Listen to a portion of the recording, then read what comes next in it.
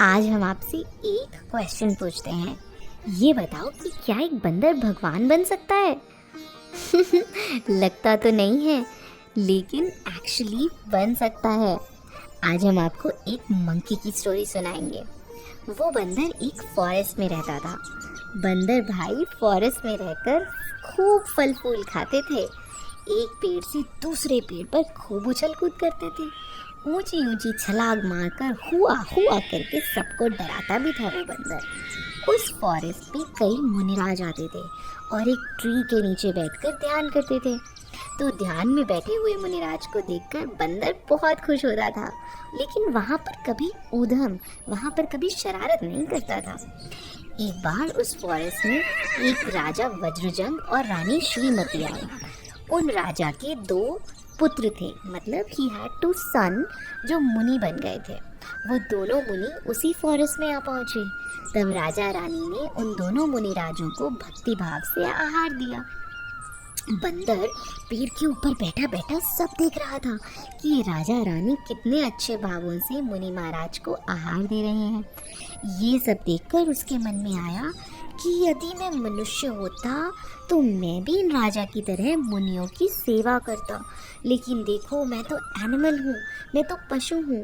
मेरा ऐसा फॉर्चून कहाँ कि मैं मुनिराज को आहार दे सकूँ।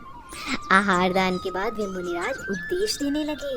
राजा रानी उनका उपदेश सुन रहे थे और बंदर भी दोनों हाथ जोड़कर मुनिराजों की वंदना कर रहा था और वहाँ बैठा बैठा उपदेश सुन रहा था। ये सब देखकर राजा बहुत सरप्राइज हुआ और उन्होंने मुनिराज से पूछा, हे मुनिराज, ये बंदर कौन है? मुनिराज ने कहा, राजा, ये बंदर पूर्व जन्म में नागदत्त नाम का एक बनिया था। उस समय उसने बहुत कपट भाव, बहुत ही गंदे चीटिंग वाले भाव किए थे। मायाचारी करने के कारण ये नेक्स्ट जन्म में बंदर बना। आपको पता है, जो व्यक्ति कपट करता है, मायाचारी चीटिंग करता है, उसको तिर्यंच गति मिलती है।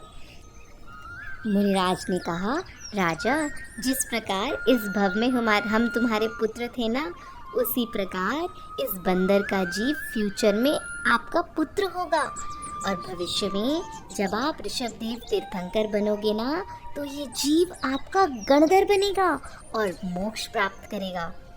मुनिराज के मुंह से ये सुनकर बंदर तो बहुत खुश हुआ और खुश होकर मुनिराज के चरणों की वंदना करके आनंद से नाचने लगा। बंदर के तो खुशी का पार ना रहा। His happiness had no bounds. वो रोज अच्छी अच्छी भावनाएं भाने लगा और वो बंदर मरकर मनुष्य बना। उसका जन्म हुआ भोग भूमि में, जहाँ राजा और रानी के जीव भी वहीं थे। आपको पता है भोग भूमि क्या होती है? एक्चुअली 2 तरह की लैंड्स होती हैं। एक तो कर्म भूमि, भूमि मीन्स अर्थ, लैंड, जहाँ पर हम सब लोग रहते हैं, हम सब लोग काम करते हैं, कर्म करते हैं, पैसा कमाते हैं, इसीलिए इसे कर्म भूमि कहते हैं। और दूसरी होती है भोग भूमि। ये एक स्पेशल जगह होती है जहाँ पर किसी को अर्न नहीं करना पड़ता। वहाँ ऐसे स्पेशल ट्रीज होते हैं जिन्हें कल्प वृक्ष कहते हैं। उनसे हमें क्लोथ्स, फूड एक्सेट्रा सब कुछ मिल जाता है। तो देखा बच्चों, उस बंदर ने कितने अच्छे भाव किए कि वो बंदर मरकर मनुष्य बन गया। एक बार वो सब बैठकर धर्म चर्चा कर रहे थे, तभी आकाश से 2 मुनिराज वहाँ उतरे और उन्होंने अनेक प्रकार से धर्म का उपदेश दिया। मुनिराज के उपदेश को सुनकर उन सब जीवों ने सम्यक दर्शन प्राप्त किया।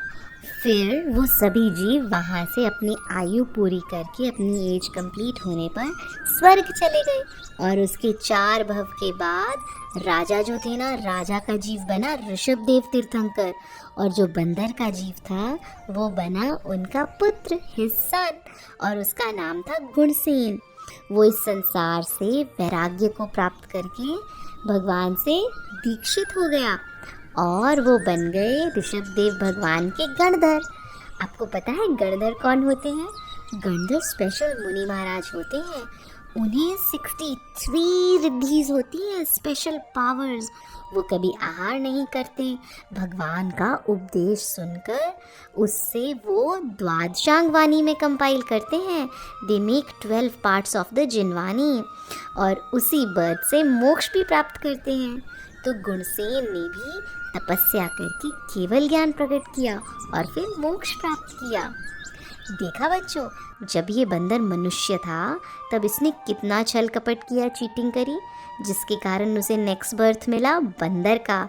लेकिन बंदर बनने के बाद मुनिराज की वंदना और धर्म का उपदेश सुनने से उसकी अच्छी भावनाएं हो गई और वो फिर से ह्यूमन बना, फिर से स्वर्ग गया और उसके बाद तीर्थंकर का बेटा बना और साधना करके मोक्ष चला गया।